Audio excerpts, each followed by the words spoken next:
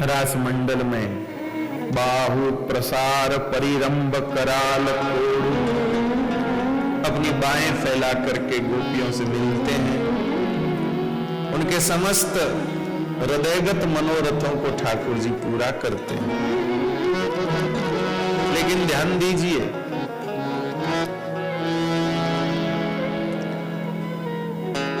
यह मनोरथ पूरा होने के बाद भगवत संबंधी मनोरथ पूरा हो तो दैन्य आना चाहिए, मद नहीं आना चाहिए। आपका मनोरथ था कि हम कथा कराएं, और आपका मनोरथ पूरा हुआ तो आप में विनम्रता आनी चाहिए। श्री ठाकुर जी की कृपा से हो गया, ऐसा नहीं कि और अकड़ आ जाए, नहीं। अगर मद आ जाएगा, भगवत संबंधी मनोरथ पूरा हो, आपका मनोरथ था ब्रज यात्रा करें, वह मनोरथ आपका पूरा हुआ तो आप में दैन्य आना चाहिए, मद नहीं। और सब तो गाड़ी में बैठ गए, हम तो पैदल, हमारा एकदम, हम तो सब दर्शन किए, ये दर्शन कर ही नहीं पाए। ऐसे दर्शन थोड़ी होते हैं, जो मन से ब्रज यात्रा करते उनको इस दर्शन होते हैं। महाराज श्री ने कहा, तो भाई ये क्या है, ये सौभाग्य मद है, हमारा सौभाग्य वाचन। हम अपने सौभाग्य का कथन करें, इससे प्रतिष्ठा मिल सकती है, प्रसिद्धि मिल सकती है, प्रशंसा मिल सकती है, लेकिन प्रियतम नहीं मिल सकते।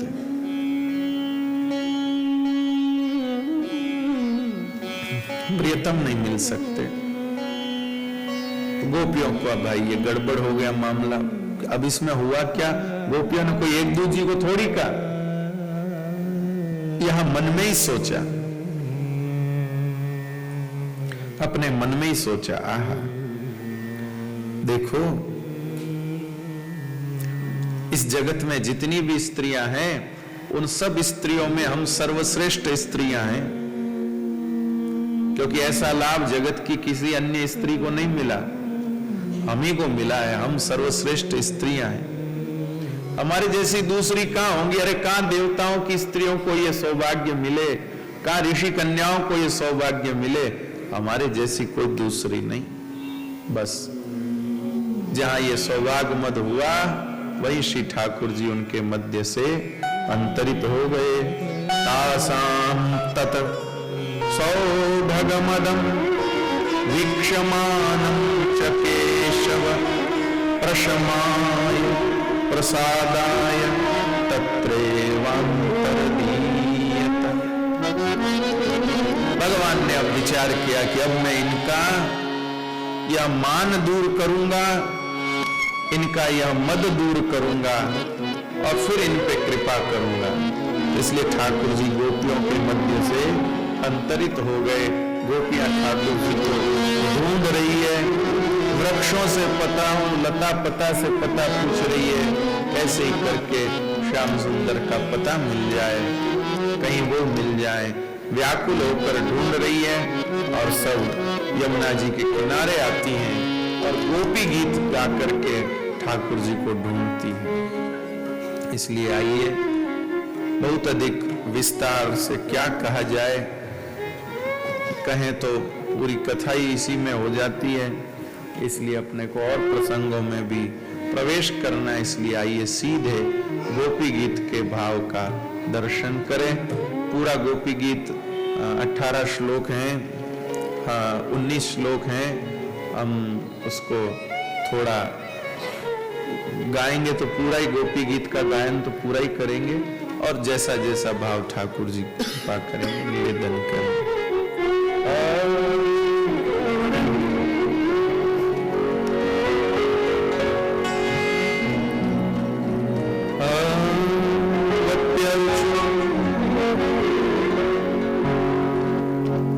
यह जो गोपी गीत है,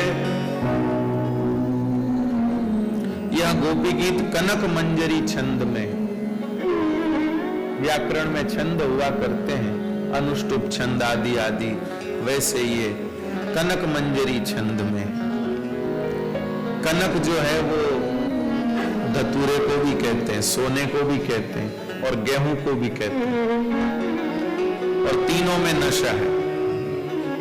सोने में भी नशा है, स्वर्ण, ज्यादा सोना पहना आदमी अलग ही, स्वर्ण में भी नशा है, और धतूरा तो है ही नशे के लिए, और गेहूं में भी नशा है। ज्यादा रोटियां खाएंगे तो आपको एकदम ही नींद सी आएगी। तो आचार्य कहते हैं कि जैसे तीनों कनक में नशा है, ऐसे इस गोपी गीत में भी नशा है। इस गोपी गीत में भी नशा है। आप कभी प्रेम से अकेले में गोपी गीत गाएंगे तो आपको इसके नशे का अनुभव होगा। जैसे किसी विशेष के छू देने पर कैसा एहसास होता है, ऐसा गोपी गीत का भाव से गायन करने पर आपको एहसास होगा। तो गोपी गाती है, जयति तेधिकं जन्मना व्रज श्रयत इंदिरा शश्वतत्र हि दैत दृश्यता दिक्षुतावता स्वैकृता स्वामी चिन्वते शरणुदाश्रये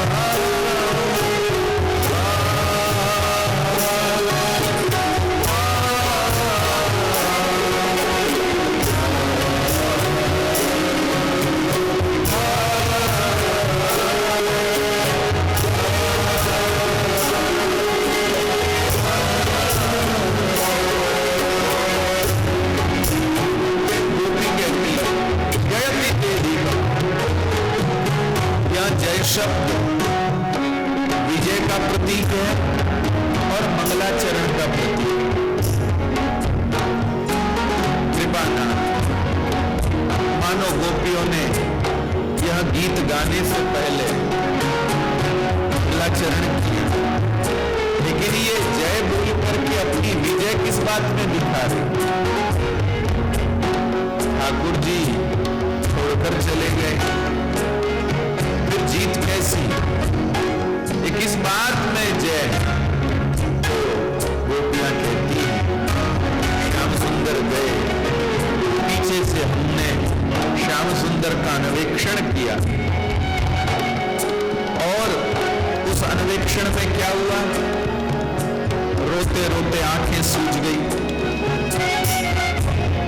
काजल सारा बह गया, मुंह काला हो गया, वस्त्र अस्त व्यस्त हो गए, बाल अस्त व्यस्त हो गए।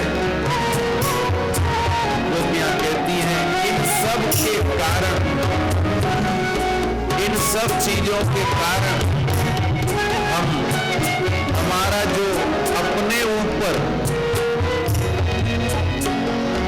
मान था, अपने स्वरूप पर जो मान था, वो स्वरूप का जो मान है वो विसर्जित हो गया। जो हमें हमारे स्वरूप का मान था कि हम बहुत श्रेष्ठ और बड़ी सुंदर और दिव्य स्त्रियां हैं, वो जो हमारा स्वरूप का मान था, स्वरूप का मान हमारा विसर्जित हो गया। और स्वरूप का मान विसर्जित हुआ, हमारे स्वरूप का मान विसर्जित हुआ, यह भी अपने स्वरूप का मान विसर्जित हुआ कृपानाथ, वहां भी अपने आप में एक प्रकार की विजय। अपने स्वरूप पर मान करके ही हम आपको खो दें, नहीं तो आपके नेत्रों से कभी हमारा मन हटता जो हम अपने नेत्रों की सोचते, आपके मुखमंडल से कभी हमारा ध्यान हटता जो हम अपने लटके झटके पे सोचते। लेकिन इस काल में हमारा सब विसर्जित हो गया। अब हम सिर्फ आपके दर्शनों के लिए ही प्रतीक्षा रखते। कृपानाथ गोपियां कहती हैं आपके नेत्रों से जैसा वन होता है वैसा तीर धनुष तलवार से भी नहीं होता, और आपने अपने नेत्रों से हमको घायल कर दिया। हे श्याम सुंदर, मार डालते तो समाधान हो जाता था, घायल करने से हालत बिगड़ रही। घायल है इसलिए अब आपकी जरूरत पड़ रही है औषधि के लिए, नहीं तो हम मर गई होती तो सुधर गई होती। लेकिन आपने मारा नहीं, घायल करके छोड़ दिया। और कोई अस्त्र शस्त्र से घायल किया होता था ना तो औषधि काम करती थी, तलवार से घाव होता तो कोई वनौषधि से उसका उपचार होता था। ध्यान से सुनिएगा, वनौषधि से उसका उपचार होता था। कोई बाण से घाव होता था तो कोई लेप से उसका उपचार होता था। लेकिन नेत्रों से जो घाव होता वो भरता भी नेत्रों से ही। तलवार का घाव तलवार से नहीं भरता, औषधि से भरता है। लेकिन ये जो आपने अपने सूरत वर्धनम, ये जो आपके जो नेत्र हैं, इनसे जो घाव किया वो इन्हीं से ही मिटने वाले हैं। इसलिए कृपानाथ दृष्टि करिए। जब आपने गिरिराज पर्वत धारण किया तो आपके पिताजी ने बताया कि जब जब भी ब्रजवासियों पर संकट आएगा आप उसका नारायण बनकर के समाधान करेंगे। तो हम भी तो ब्रजवासी हैं और हमारे हृदय पर यह भयंकर ताप का संकट आया हुआ, विरह का संकट आया हुआ है। तो आप भगवान नारायण बनकर के हम सबको प्राप्त हो जाइए और हमारा समाधान करिए। हमको पता है आप खाली यशोदा के लड़के नहीं हो, अखिल देहि नाम अंतरात्मा, आपको हमारी सब मन की पता है। फिर क्यों ऐसे कठोर बन रहे श्याम सुंदर, क्यों ऐसे कठोर बन रहे? सिर्फ इतनी दयालुता दिखा दीजिए, शिरसि देहि न श्री करग्र ब्रज जनाति हन्नु वीरयोषिता निज जन स्मय हंसन स्मित भज सदेव किंकरी स्मनु जलरुहानरम चारुदर्शय प्रणत देविना पाप दर्शन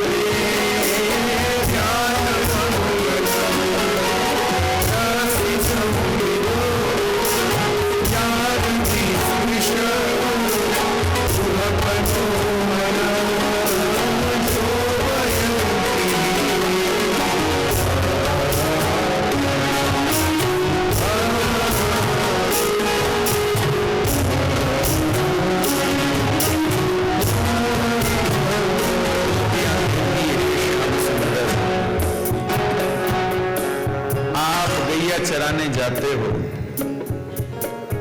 आप जब गाय चराने जाते हो, पीछे हमारा समय कैसे व्यतीत होता हम आपको क्या बताएं। बहुत कठिन हो जाता है समय व्यतीत करना। हे श्याम सुंदर, आपके चरणों की प्रतीक्षा में, चरण रज को पाने की प्रतीक्षा में जैसे तैसे हम प्राण धारण किए रहती हैं। अब आप ऐसे ही रोता बिलखता छोड़ गए, कृपा कर दो, चरण धर दो। ये श्याम सुंदर, सांप के फन पर चरण रखने में आपको विचार नहीं आया, तो सांप से तो हम गए बीते नहीं, हम पर क्यों नहीं कृपा करते? बुद्धम मनोग गया। हमारी बुद्धि को मोहित करने वाली वाणी आप ही बोलते हैं, आपके वल्गु वाक्य हम सबको आपकी ओर खींचते हैं। हे श्याम सुंदर, आपकी कथा मंगलकारी है, लेकिन हमारे तो ताप को बढ़ाने वाली है। हे श्याम सुंदर, हमारा मन, आपने जो हमको एकांत में सुख प्रदान किया, वो एकांत की हंसी ठिठोली, वो एकांत की बातें, उन सबको याद कर करके हमारा मन विचलित हो रहा है। आप कृपा करिए, आप दया करिए, कैसे हम समय निकालें। परीक्षये नीलकुंतले मनरुमाननम् विप्रतापम् घनरजस्वलम् दर्शयन् मनसि न स्मरति। एक श्लोक रह गया। चलसी प्रजा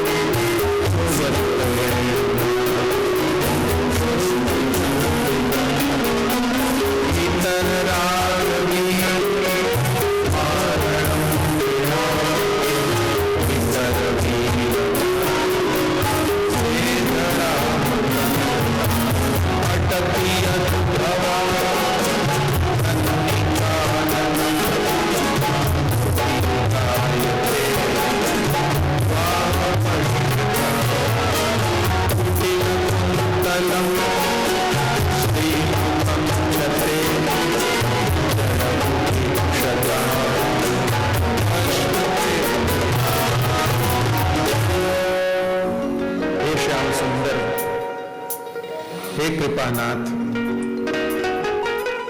आपके चरण ही सारे दुखों को मिटाने वाले हैं। देखिए, एक खास बात सुनिए। इस पूरे गोपी गीत में गोपियों ने जो 4-5 कामनाएं रखी हैं, वो सब प्रीति संबंधी है। एक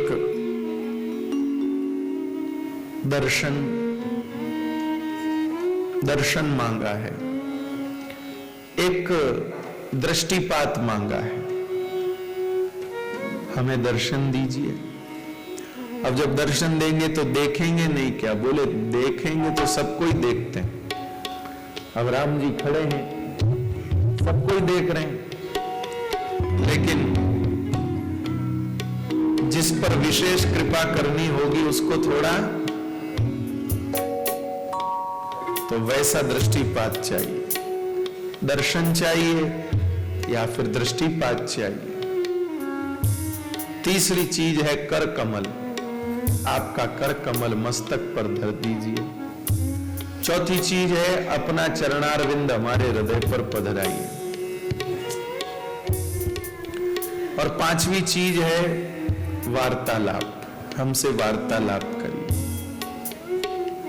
ये पांच चीजें गोपियों ने खास भगवान से कही, बाकी इसके ऊपर की कोई चीज नहीं चाहिए, आलिंगन आदि नहीं चाहिए।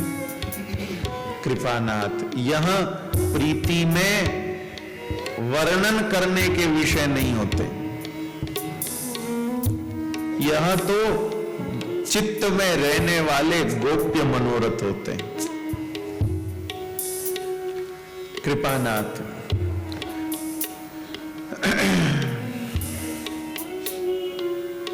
ठाकुर जी की सेवा करने वाला भक्त वैष्णव